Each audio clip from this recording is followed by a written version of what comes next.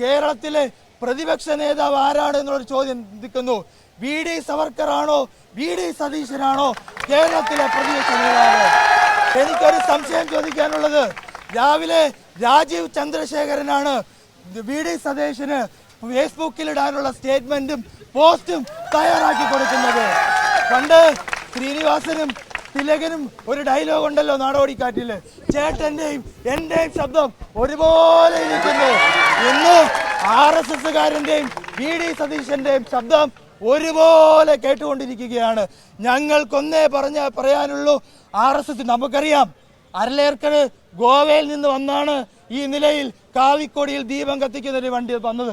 പക്ഷേ നമുക്ക് സതീശനുള്ള വിധേയത്വം, RSSനോടുള്ള വിധേയത്വം അറിയാം.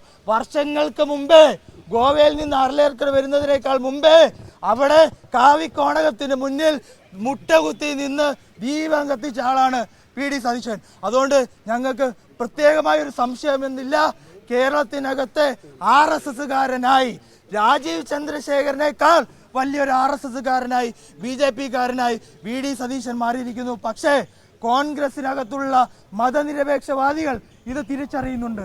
നിരവധി കോൺഗ്രസുകാർ ഉൾപ്പെടെയാണ് ഈ സമരത്തിന് ഐക്യദാർഢ്യം പ്രഖ്യാപിച്ചുകൊണ്ട് SFIയുടെ ഈ സമരം മാധ്യമങ്ങളിൽ വീക്ഷിച്ചുകൊണ്ടിരിക്കുന്നത്.